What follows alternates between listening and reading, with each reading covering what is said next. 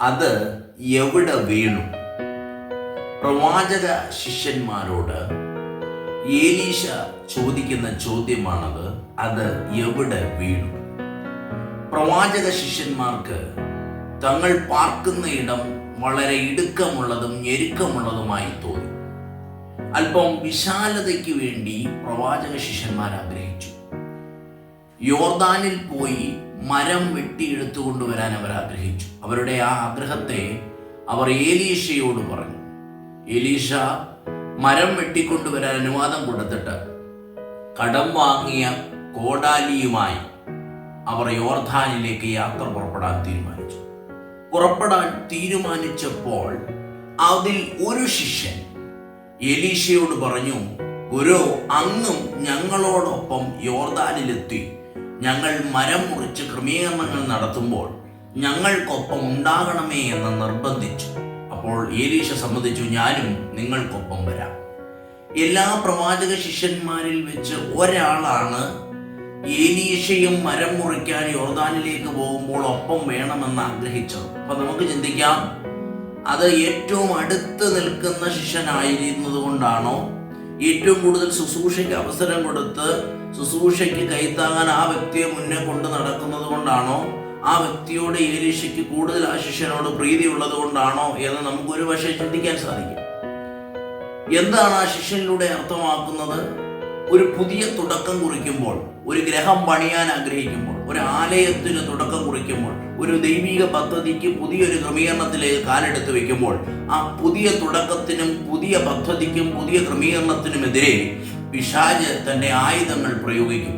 അതിനെതിരെ നാം തടുത്തു നിൽക്കാൻ കൃപയുള്ളവനെ, അഭിഷേകമുള്ളവനെ, ദൈവകൃപ ജ്വലിക്കുന്നവനെ കൂടെ കൊണ്ട് നിർത്തണം, പ്രാർത്ഥിക്കുന്നവനെ ഒപ്പം നിർത്തണം എന്ന ഒരു ചിന്തയായിരിക്കാം ആ ശിഷ്യനെ ഏലീശയും ഒപ്പം യോർദാനിലേക്ക് വരാനുണ്ടാകണം എന്ന് മനസ്സിൽ തോന്നിച്ചത്.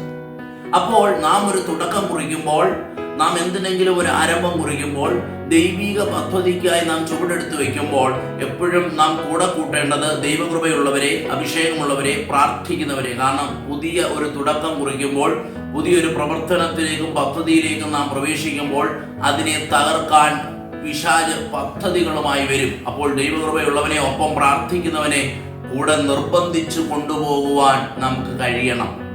അങ്ങനെ അവർ ആയുധങ്ങളുമായി യോർദാന്റെ സമീപ പ്രദേശത്തെത്തി മരം വെട്ടാൻ ആരംഭിച്ചു.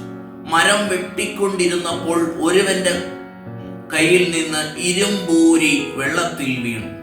ഉടനെ അവൻ ഞെട്ടി, ഇത് കടം വാങ്ങിയതാണ്, ഇത് തിരിച്ചു കൊടുക്കേണ്ടതാണ്. ഇരുമ്പ് വെള്ളത്തിൽ പോയി. അവന്റെ കയ്യിൽ പിടിയുമുണ്ട്. ശ്രദ്ധിക്കുക, ഒരു ശിഷ്യന്റെ കയ്യിൽ അപ്പോൾ പിടി കയ്യിലിരിക്കുന്നു, വെള്ളത്തിൽ ഇരുമ്പ് വീണിരിക്കുന്നു. നമുക്ക് ദൈവം മൂർച്ചയേറിയ ആയുധങ്ങൾ ദൈവിക പദ്ധതിക്കായി അഭിഷേകം തന്നു, കൃപ തന്നു, ദൈവിക പദ്ധതിക്കായി ദൈവിക ആത്മീയ ആയുധങ്ങൾ നമ്മുടെ കയ്യിൽ തന്നു. പക്ഷേ നാം അത് പ്രയോഗിച്ചുകൊണ്ടിരുന്നപ്പോൾ ഒരുപക്ഷെ നമ്മുടെ കയ്യിൽ നിന്ന് ഊരിപ്പോയേക്കാം, നമ്മുടെ കയ്യിൽ നിന്ന് പിശാചിനെ നഷ്ടമാക്കിയേക്കാം.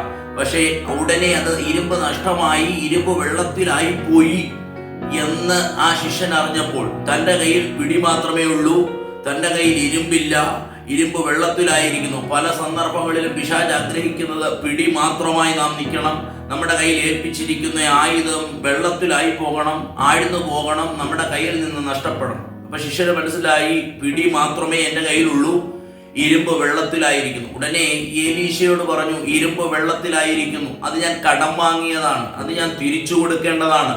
ഉടനെ പ്രവാചകൻ പറഞ്ഞു, എവിടെയാണ് അത് വീണുപോയത്? ദാണ്ടെ അവിടെയാണ് അത് വീണുപോയത്. ഉടനെ ഏത് ദിശയിലേക്കാണ് അത് വീണുപോയതെന്നുള്ളത് ഉറപ്പായും പ്രവാചകനോട് ശിഷ്യൻ അറിയിച്ചപ്പോൾ ഒരു മരക്കൊമ്പ് വെട്ടി ആ വെള്ളത്തിലേക്ക് ഇട്ടു.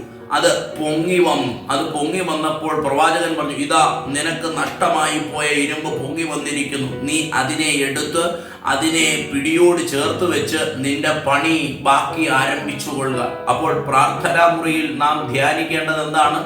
എപ്പോഴെങ്കിലും ദൈവം നമുക്ക് നൽകിയ അഭിഷേകം, എപ്പോഴെങ്കിലും ദൈവം നമുക്ക് തന്ന ദൈവിക കൃപ, ദൈവിക പദ്ധതിക്കായി നാം ഇറങ്ങി പുറപ്പെട്ടപ്പോൾ ദൈവം തന്ന നമ്മുടെ കയ്യിൽ നിന്ന് ആത്മീയ ആയുധം എപ്പോഴെങ്കിലും പിശാച് നമ്മിൽ നിന്ന് ഊരി അടർത്തി എറിയപ്പെട്ടുവോ?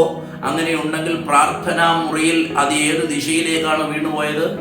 നമ്മുടെ ഫലമേൽപ്പിച്ചിരിക്കുന്ന ശുശ്രൂഷ, നമ്മുടെ കയ്യിൽ ഏൽപ്പിച്ചിരിക്കുന്ന ദൈവിക പ്രവർത്തനങ്ങൾക്ക് ഉപയോഗമാകേണ്ട ആത്മീയ ആയുധം ദൈവം നമ്മുടെ കയ്യിൽ ഏൽപ്പിച്ചത് എപ്പോഴെങ്കിലും ഊരിപ്പോയിട്ടുണ്ടെങ്കിൽ അത് ഏത് ദിശയിലേക്കാണ് വീണത്, അത് എവിടേക്കാണ് നീങ്ങിപ്പോയിരിക്കുന്നതെന്ന് പ്രാർത്ഥനാ മുറിയിൽ ദൈവത്തോട് ചൂണ്ടിക്കാണിക്കാമെങ്കിൽ ആ വരും നാളുകളിൽ തന്നെ ആഴ്ന്ന് താഴേക്ക് പോയ ദൈവിക കൃപ, ദൈവിക അഭിഷേകം, ദൈവം നമ്മുടെ കയ്യിൽ ഏൽപ്പിച്ച ആത്മീയ ആയുധത്തെ പൊങ്ങി നമുക്ക് എടുക്കാൻ പാകത്തിൽ നമ്മുടെ കയ്യിൽ തന്ന് നമ്മുടെ ശുശ്രൂഷയെ വീണ്ടും നമുക്ക് പൂർത്തീകരിക്കാൻ കഴിയും.